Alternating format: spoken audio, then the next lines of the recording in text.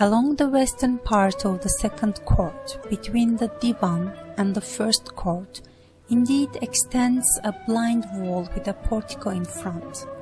Behind this wall is another court where the royal stables are found.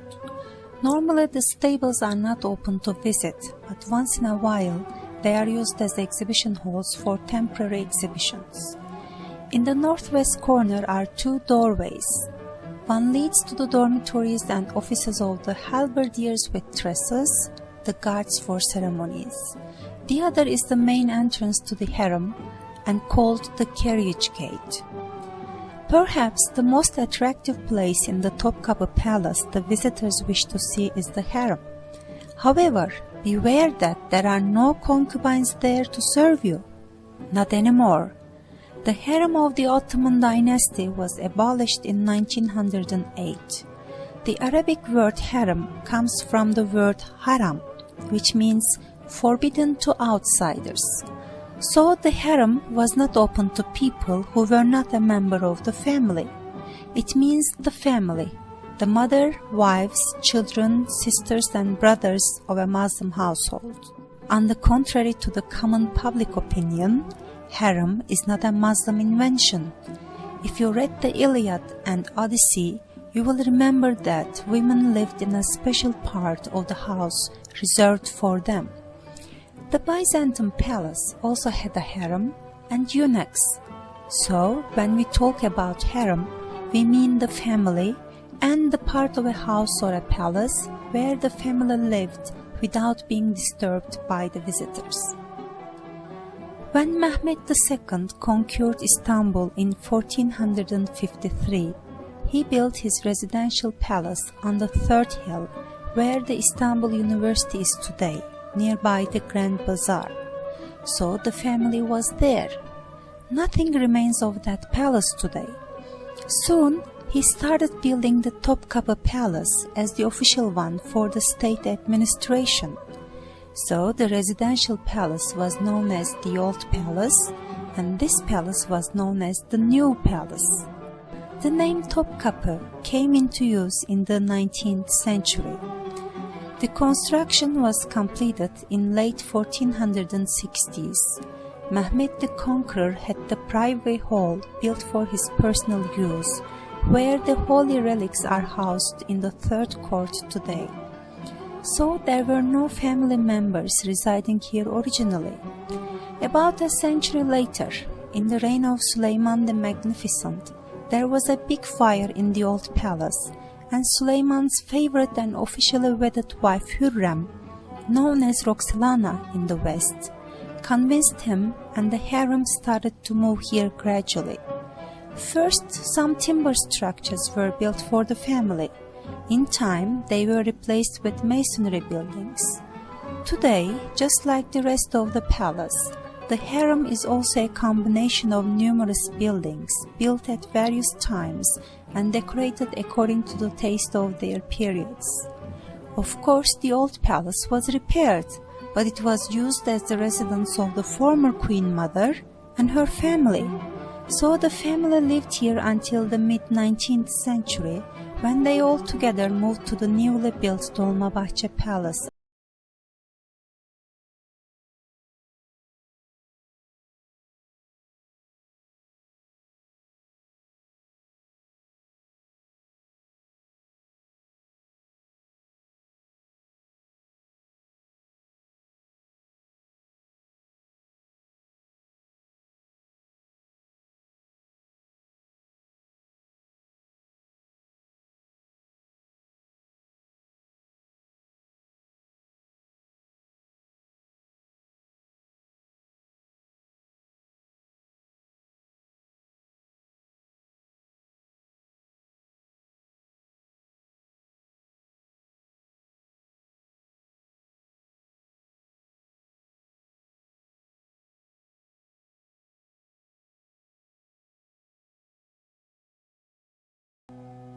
From the point of architecture, the harem is like a labyrinth with many apartments around courtyards. The entrance is called the carriage gate and leads into the quarters of the black eunuchs, who were in charge of the day-to-day affairs of the harem. Carriages would pull by this gate and perhaps bring a guest or take the ladies on an outing. In the quarters of the black eunuchs are a mosque, dormitories, offices, and a school for the young princes. These black eunuchs were taken as slaves, usually in Africa, by slave merchants, and were castrated on the way and sold to the palace.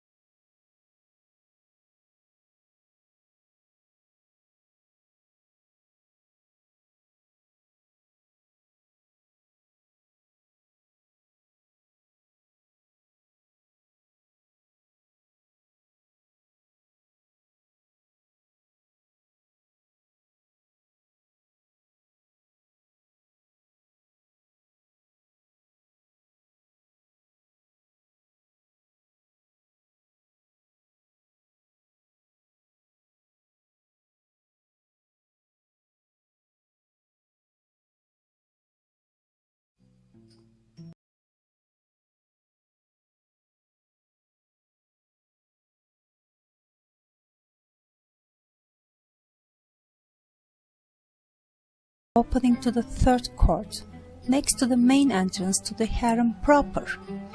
First is the courtyard of the Valide Sultan, or the mother of the reigning sultan, or the queen mother. She was the most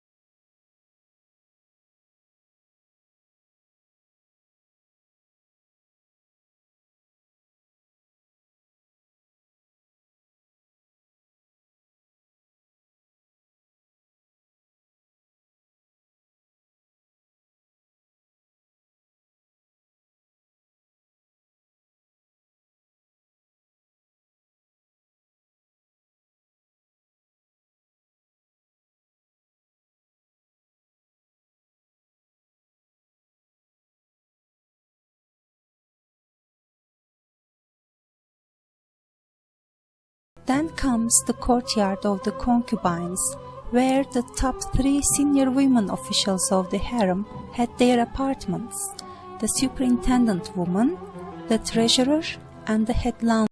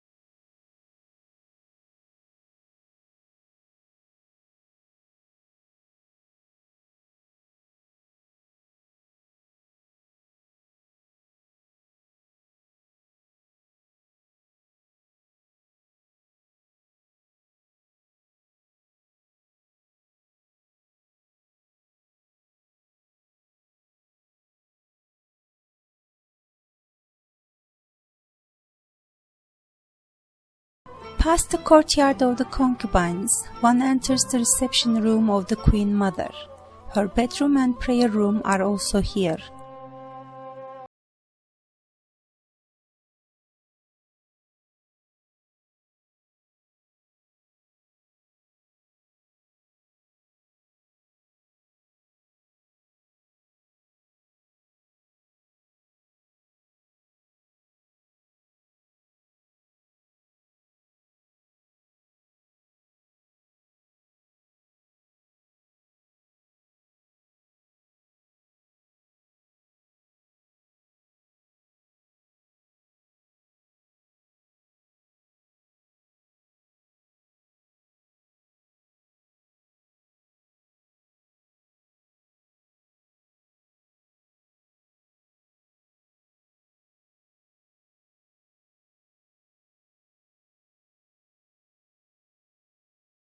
In Islam, men are allowed to marry up to 4 women on the condition that they will not discriminate between them.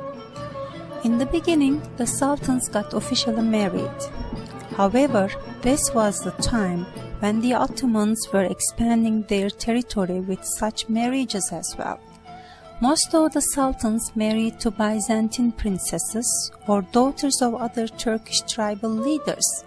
But in time, for the sake of the unity of the state, the sultans stopped getting officially married. Instead, the harem's concubine system developed.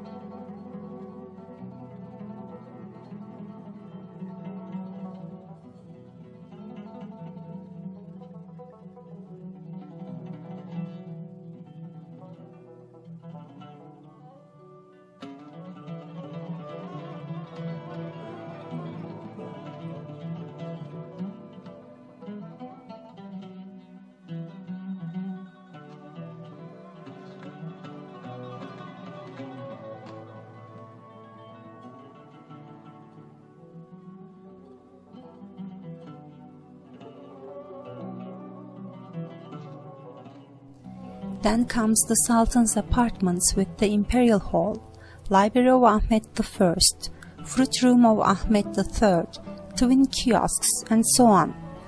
Then comes the courtyard of the favorites looking over a pool. Then, following the so-called Golden Road, one returns to the exit into the third court. Although there are about 300 rooms here, you will see only 20 or so open to visit.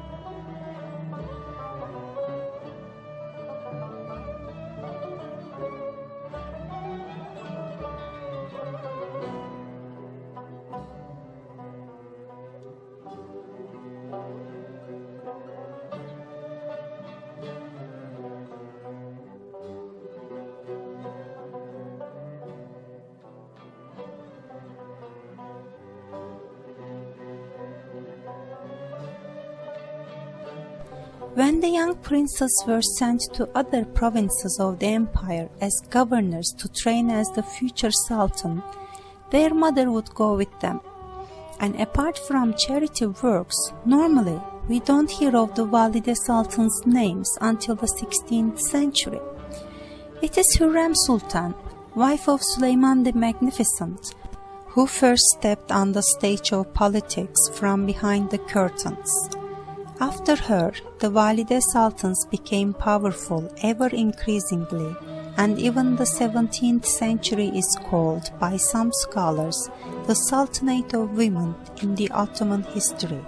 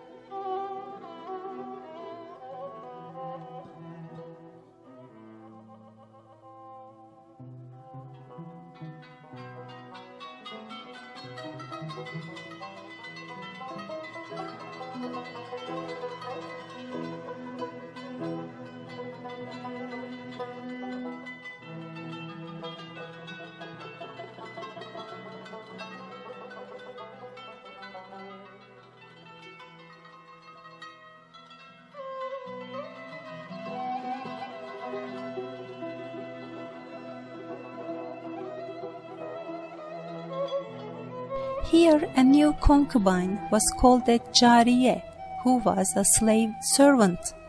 This slave girl would be educated and serve the other ladies. In time they would promote to higher ranks of Kalfa and Usta, literally a fellow master and a master. Being a concubine didn't mean they would share the bed with the Sultan. In case they did, then they would be called a gözde, literally in the eye. Then they would promote to an ikbal, or the fortunate one. Those who gave birth to a son would become a haseki sultan, or if they gave birth to a daughter, then they would become a haseki kadın. When the son of a haseki sultan became the sultan, she would become the valide sultan, the most powerful woman of the empire in charge of the harem and the family and treasures.